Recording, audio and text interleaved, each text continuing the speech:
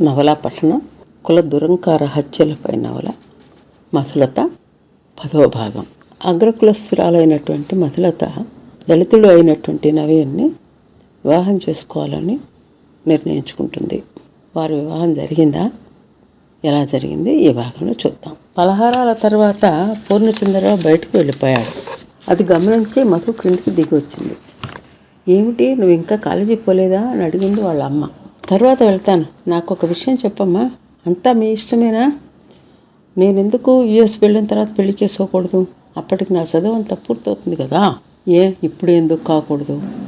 ఎందుకంటే నాకు ఇప్పుడే పెళ్లి చేసుకోవాలని లేదు. ఇష్టం లేనప్పుడు ఎంత రుచికరమైన స్వీట్ అయినా తినగలమా? ఇష్టం లేకపోవడం ఏంటి? నువ్వేమైనా గౌతముద్రుడా? సంజసించి లోకోద్ధరణ చేస్తావా? నువ్వు ఒక ఏడాది తర్వాత చేసుకుంటున్నా అంటున్నావు, మేము ఇప్పుడే అంటున్నాం, అంతే తేడా. ఇప్పుడే ఎందుకు నిర్ణయించుకోవాలి? ఎందుకంటే నువ్వు ఎవరినో ఒకరిని ప్రేమించి పెళ్లి చేసుకోకుండా మన స్టేటస్కి తగిన వాడిని నీకు ఇచ్చి పెళ్లి చేయాలని మా కోరిక. ఇక ప్రశ్నలు ఏమీ అడక్కు, పోయి చదువుకో అంటూ అంతటితో ఆ విషయానికి ఫుల్ స్టాప్ పెట్టింది మీనాక్షి. ఇక తప్పకుండా తన పెళ్లి ఆ సంవత్సరం ఏప్రిల్ మేలో ఖాయంగా జరుగుతుంది అని నిశ్చయానికి వచ్చింది మధు. నవీన్ ఇప్పుడు సివిల్స్ ఫైనల్స్కి జేఆర్ఈ పరీక్ష కూడా చదువుతున్నాడు. వాటికి ఇంకా 3-4 నెలల సమయం ఉంది. ఈలోగా తను కూడా 2 నెలలు కాలేజీకి పోకుండా పరీక్షలు రాయవచ్చు. ఇదే సరైన సమయం. మరీ పెళ్లి ముందర వెళ్ళిపోతే తల్లిదండ్రులు నలుగురిలో నవ్వులు పాలవుతారు. ఇలా ఆలోచించుకుని ఇదే పెళ్లికి సరైన సమయం అని ఆమె నిర్ణయించుకుంది. ఈ విషయం నవీన్తో విపులంగా మాట్లాడడానికి కాలేజీకి వెళ్ళింది. ఎవరూ లేని ఒక చెట్టు కింద నీడలో కూర్చొని అతనితో మాట్లాడింది. నవీన్, ఆ హైదరాబాద్ సంబంధం వాళ్ళు ఫోన్ చేశారు. వాళ్ళకి ఈ సంబంధం ఇష్టమే అని. వచ్చే ఏడాది ఏప్రిల్ మేలో, అంటే నా పరీక్షలు కాగానే ముహూర్తం పెట్టుకుందామని అన్నారు. వీళ్ళు సరే అన్నారు. అదేమిటి, నీకు ఇష్టం లేకుండానే? అదంతే. ఇప్పుడు ఏం చేద్దాం? పోనీ నువ్వు ఆ పెళ్లి కొడుకుతో మాట్లాడి ఈ సంబంధం నీకు ఇష్టం లేదని చెప్పు.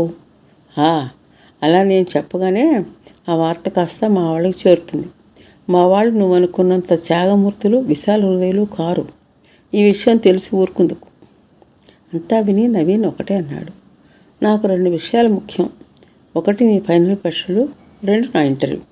అవి అయ్యేదాకా ఆగలేమా? ఆమె అంతవరకు ఆగడం రిస్క్ తీసుకోవడమే అంది. దాంతో ఆ పైవారమే వివాహం చేసుకున్నట్టు, ఆ రోజు సాయంత్రమే ముందే ఏర్పాట్లు చేసుకున్నట్టుగా దూరంగా ఎక్కడికైనా వెళ్ళిపోవాలని నిర్ణయం అయింది.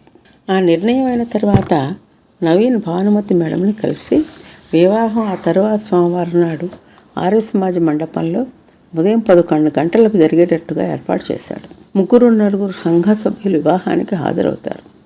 భానుమతి గారు ఒక ఫోటోగ్రాఫర్ని కూడా ఏర్పాటు చేశారు. అతను పెళ్లి ఫోటోలను మధ్యాహ్నం 2 గంటలకే ఇస్తానని ఒప్పుకున్నాడు. ఆ రోజు సాయంకాలమే వారు సిటీని వదిలి వెళ్లేందుకు టికెట్లు బుక్ చేశాడు. స్టడీ సెంటర్లో తనతో పాటు చదువుకునే ఒక 2 స్నేహితులు వివాహ ధృవపత్రంలో సాక్షి సంతకాలు పెట్టడానికి పెళ్లికి వస్తామన్నారు. ఈ రకంగా నవీన్ పెళ్లి ఏర్పాట్లు అన్నీ పూర్తి చేసుకుని ఆ రోజు కోసం ఆత్రంగా ఎదురుచూస్తున్నాడు. మధు తను చేసుకోవాల్సిన ఏర్పాట్లన్నీ పూర్తి చేసింది. ఒక ఖరీదైన కంచిపట్టు చీరని కొని దానికి జాకెట్ను కుట్టించుకుంది. తను ఎప్పుడూ హైదరాబాదుకు తీసుకుని వెళ్ళే జిప్ బ్యాగులో 2 జతల మామూలు దుస్తులు పెట్టుకుంది.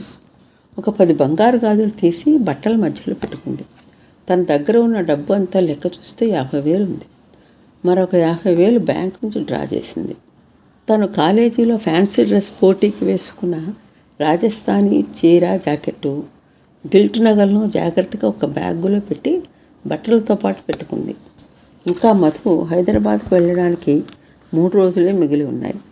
అన్ని ఏర్పాట్లు పూర్తి చేసుకుని అమ్మాయ అనుకుంటూ తన మంచం మీద పడుకోగానే ఆమెకు ఒక చిత్రమైన ఆలోచన వచ్చింది. ఆమె తన తల్లిని, తండ్రిని, మొత్తం 19 సంవత్సరాల బాల్యాన్ని వదిలిపెట్టి అనిశ్చితమైన కొత్త జీవితంలోకి అడుగు పెట్టబోతోంది. ఆమె తల్లిదండ్రులకు ఇది పెద్ద దెబ్బ. ఆమె తల్లి ఈ షాక్కి తట్టుకోలేక మంచం పట్టవచ్చు. ఆమె తండ్రి దీని అంతటికీ కారణమైన ఆ అజ్ఞాత వ్యక్తిపైన ఎంతటి దుశ్చర్యకైనా తెగించవచ్చు. ఈ సందర్భంలో నవీన్ కుటుంబం వారికి కూడా ప్రమాదం ఉంది. ఇంతమందిని కష్టపెట్టి తను చేస్తున్న పని ఏమిటి? ముఖ్యంగా తన తల్లి, తండ్రి, తనకు ప్రియాతిప్రియమైన వారికి తన పెళ్లి కోలుకోలేంత కష్టాన్ని కలిగిస్తుంది. అయితే ఏం చేయాలి తను? ఇప్పుడు ఈ ప్రయత్నం నుండి విరమించుకోవడమా? ఇంతగా తను ప్రేమించి నమ్మిన నవీన్ని నట్టేయడం ఉంచడమా? అతని హృదయం బద్దలైపోదు. తను మాత్రం జీవితంలో ఇంకొకరిని వివాహం చేసుకోగలదా? తన మనసు అంతా నవీన్కి సమర్పించి అతన్ని అన్యాయం చేసి మరొక వ్యక్తితో తను ఎలా సుఖంగా జీవిస్తుంది? అలాంటి పెళ్లి వలన మరొక అమాయకుని జీవితం బలి అయిపోతుంది. తను అసలు జీవితంలో పెళ్లి అనేది చేసుకోదు, ఇలానే ఉండిపోతుంది. ఈ విధంగానైనా తన తల్లి తండ్రి తను కోరుకున్న వారిని వివాహం చేసుకునేందుకు ఒప్పుకుంటారేమో. అసలు వీటన్నిటి నుండి కొన్నాళ్ళు దూరంగా పారిపోతే బాగుండును. కానీ ఎక్కడికి పోతుంది? తనకు కొన్ని నెలలు ఆశ్రయం ఇచ్చే స్నేహితులు ఎవరు ఉన్నారు?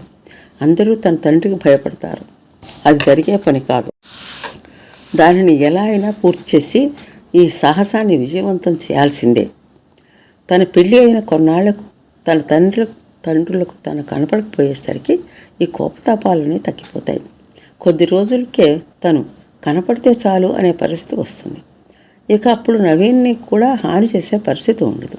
ఒకసారి పెళ్ళి అయిన అమ్మాయిని వేరే ఏ సన్యాసి పెళ్లి చేసుకుంటాడు? అయినా కోపం ఆపుకోలేక నవీన్ని ఏమైనా చేసినా అతనితో పాటు తను కూడా ఉండదని వాళ్ళకి తెలుసు. అంతే, ఈ నిర్ణయమే సరి అయినది. నవీన్ని చేసుకోకుండా సుఖంగా ఉండలేదు. జీవితం అంతా జీవోత్సవంలాగా బ్రతకాలి. అలాంటప్పుడు వివాహం చేసుకుని తాడో పేడో తేల్చుకోవడమే మంచిది. ఇలా ఆలోచించుకుని తాము అనుకున్నట్టుగానే ఆ శనివారం హైదరాబాద్ వెళ్ళాలని నిశ్చయించుకుంది. శనివారం వచ్చింది. ఆమె తను తీసుకొని వెళ్ళవలసిన వస్తువులన్నీ ఒక బ్యాగులో పెట్టుకుంది. తన విలువైన బట్టలు, నగలు, డబ్బు పైకి కనపడకుండా కొన్ని పుస్తకాలు వాటిపైన పెట్టింది. తనకు కావలసిన సర్టిఫికెట్లన్నీ ఒక కవర్లో జాగ్రత్తగా పెట్టుకుంది. ఇక రైల్వే స్టేషన్కి వెళ్ళే టైం అయ్యింది. గడియ పెట్టిన తలుపు వెనకాల చేష్టలుడికి నిలబడిపోయింది. గడియ తీసి బయటికి అడుగు పెట్టాలా వద్దా అన్న సందిగ్ధంలో పడిపోయింది. క్రింద నుండి తల్లి పిలిచింది. స్టేషన్కి వెళ్ళవలసిన టైం అయింది. అప్పుడు ఆమెలో కదలిక వచ్చింది. వెనక్కి తిరిగి గోడకు ఉన్న తల్లి తండ్రి ఫోటోను చూసింది. 2 చేతులతో వారిని ముట్టుకుని ఆ రచేతుల్ని కళ్ళకి తాకించి నమస్కారం చేసింది. నన్ను క్షమించండి. మీకు తీరని దుఃఖాన్ని కలిగించి మీకు దూరంగా వెళుతున్నాను. మీరు నాకు ఇచ్చిన దానికంతా చాలా కృతజ్ఞతలు అనుకుంటూ నీళ్లు నిండిన కళ్ళతో తలుపు తీసింది. చేతిలో బ్యాగ్ పట్టుకుని నిదానంగా మెట్లు దిగింది. ఏంటమ్మా, ఒంట్లో బాలేదా? డల్గా ఉన్నావు అంది ఆమె తల్లి ఆమెను చూడగానే. తల్లిని చూసి కన్నీరు మింగుకుంటూ దగ్గరగా వెళ్ళి కౌగిలించుకుంది. అనుమానం రాకుండా ఒక చిరునవ్వు నవ్వింది. భయమ్మా అంటూ ఆమె కారు దగ్గరికి నడిచింది. ఏమిటి హఠాత్తుగా ఈ ప్రేమ అనుకుంటూ తల్లి ఆశ్చర్యపోయింది. కారు దగ్గరకు నడుస్తున్న కూతుర్ని చూస్తూ అక్కడే నిలబడింది. డ్రైవర్ చేతిలోని బరువైన బ్యాగ్ వంక చూసి ఎందుకు ఈసారి ఇన్ని పుస్తకాలు అనుకుంది ఆమె. మరల మధుని పిలిచేలోగా మధు కారులోకి ఎక్కడం, అది బయలుదేరి వెళ్ళడం జరిగింది. హిమాయత్ నగర్లో ఉన్న పెద్దమ్మ గారింటికి వెళ్ళిన తర్వాత క్షేమంగా చేరాను అని తల్లికి నవీన్కి కూడా మెసేజ్ చేసింది. మామూలుగా అయితే నవీన్కి ఫోన్ చేసేది. ఈవేళ అలా చేయలేదు. ఆమె మూడు ఏం బాగలేదు, ఏమీ మాట్లాడడం లేదు. మర్నాడు ఆదివారం మామూలుగానే ఆమె క్లాసులకు వెళ్ళడం, తిరిగి రావడం జరిగింది. ముందే అనుకున్న ప్రకారం నవీన్ని ఆమె కలవలేదు. అతను ఆమెకు ఎప్పుడు ఫోన్ చేయడు. ఆమె చుట్టూ ఎవరు ఉంటారో తెలియదు కదా. అంతా సరిగానే ఉందా అని ఆమెకు సందేశం పంపాడు. ఓకే అని జవాబు వచ్చింది. మర్నాడు సోమవారం. ఆ రోజే వారి పెళ్ళి. ఆ రోజు స్పెషల్ క్లాసులు ఉన్నాయని ఆమె హైదరాబాద్లోనే ఉండిపోయింది. ఆ రాత్రి ఇద్దరూ నిద్రపోలేదు. మధు తన తలగడలో ముఖం దాచుకొని ఏడుస్తోంది. ఆమెకు తన తల్లిదండ్రుల యొక్క ప్రేమ అంతా గుర్తుకొస్తోంది. ఒకటా రెండా ఎన్నో సంఘటనలు తనే వారికి ప్రాణమని రుజువు చేసినవి. కాలు కింద పెడితే కందిపోతుంది అన్నట్లు ఆమెను పెంచారు చాలా ప్రేమతో. అందుకని ఆమె జీవితంలో ఏమాత్రం కష్టపడకూడదని భావించారు. కానీ ఆమె సుఖం ఆమె ప్రేమలోనే ఉందని వారు గ్రహించలేదు కదా. ఆమె ఎంత తలబద్దలు కొట్టుకున్నా మర్నాడు పెళ్లి విషయంలో ఒక నిర్ణయానికి రాలేకుండా ఉంది. ఇంటి నుండి బయటికి వెళ్ళే వరకు సందేహమే. మరొక ప్రక్క నవీన్ కూడా అలానే మదన పడుతున్నాడు. నేను చేస్తున్నది ఏమిటి? ఈ అమ్మాయి జీవితంతో తన జీవితంతో ఆడుకుంటున్నాడా? ఆ అమ్మాయి ఎక్కడా, తను ఎక్కడా? ఆమె డబ్బు పరపతి కలవారి బిడ్డ. తను ఒక మిడిల్ క్లాస్ దళితులు. తన వారిని వారు అంటరాని వారుగా చూస్తారు. ఈ పెళ్లి వల్ల తన కుటుంబం ఎంత కష్టపడవలసి వస్తుందో, ఆ అమ్మాయి విషయంలో కూడా ఎంత గొప్పగా బతకవలసిన పిల్లకు తను మామూలు జీవితమైనా ఇవ్వగలడా? వారి తల్లిదండ్రులు చేసే ఒత్తిడిని తట్టుకోగలడా? ఆమెను ప్రాణప్రదంగా ప్రేమించగలడు, కానీ ఆమె తల్లిదండ్రులు కోరుకునే గొప్ప జీవితాన్ని ఆమెకు ఇవ్వగలడా? ఇక తన కుటుంబం విషయానికి వస్తే, చదువుకుని పైకి రారా, కుటుంబానికి అండగా ఉండరా అని తండ్రి కష్టపడి తనను చదివిస్తే తను చేసిన పని ఏమిటి? కలవారి బిడ్డను లేపుకుపోయి కొంప మీదకు తెచ్చావు కదరా అని తండ్రి అంటే తన జవాబు ఏమిటి? అందుకేనా తల్లిదండ్రులు ఎన్నో కష్టాలు పడి పిల్లలను చదివిస్తున్నారు? ఇలాంటి ప్రశ్నలకు అతని వద్దకు జవాబు లేదు. ఒకవేళ తల్లిదండ్రుల కోసం ఆమె రేపు తన వద్దకు రాకుంటే తను ఏమీ అనుకోడు. ఆమె ప్రవర్తన సహజమైనదిగా భావించి క్షమించేస్తాడు. మా ఇద్దరి జీవితాలు ఏం కావాలో ఆమెనే నిర్ణయించని ఆమె నిర్ణయాన్ని తను అమలు జరుపుతాడు. ఆమె కనుక బయటకు వస్తే జీవితాంతం ప్రళయం సంభవించినా సరే ఆమె పక్కన నిలబడతాడు అని ఆలోచించుకుని ఆ రాత్రి వేకువ ఘడియల్లో నవీన్ నిద్రపోయాడు. ఆ తర్వాత ఏం జరిగింది? వాళ్ళ పెళ్లి జరిగిందా లేదా?